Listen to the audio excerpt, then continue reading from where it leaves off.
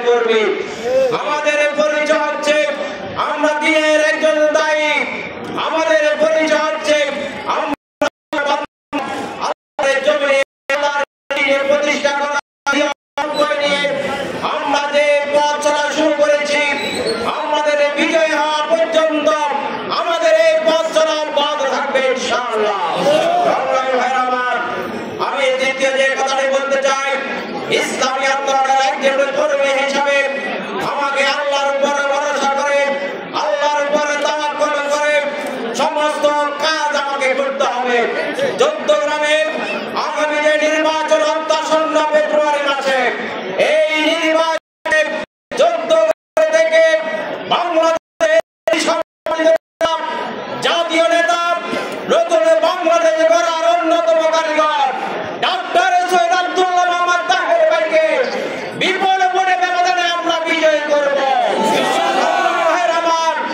আজকে তার বাইরে গণদুয়ার দেখে যারা বিভিন্নভাবে চট্টগ্রামের শান্তিপূর্ণ এই পরিবেশকে নস্যাৎ করার পায়তারা করছেন, আমি কর্মী ভাইদেরকে বলবো তাদের কোনো পায়তারা, তাদের কোনো বাজানো পায় আপনারা পা দিবেন না।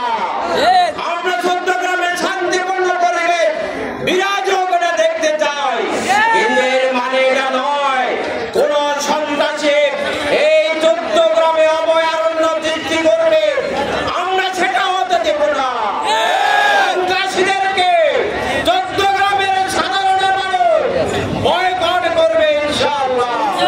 আমরা একটি শান্তিপূর্ণ চট্টগ্রাম চাই, আমরা একটি চাঁদাবাজ মুক্ত চট্টগ্রাম চাই, আমরা একটি দুর্নীতি মুক্ত চট্টগ্রাম চাই, জনগণের অধিকার প্রতিষ্ঠিত করতে চাই, আমরা ইসলামকে প্রতিষ্ঠিত করতে চাই, দেশের স্বাধীনতা সার্বভৌমত্বকে হেফাজত করতে চাই।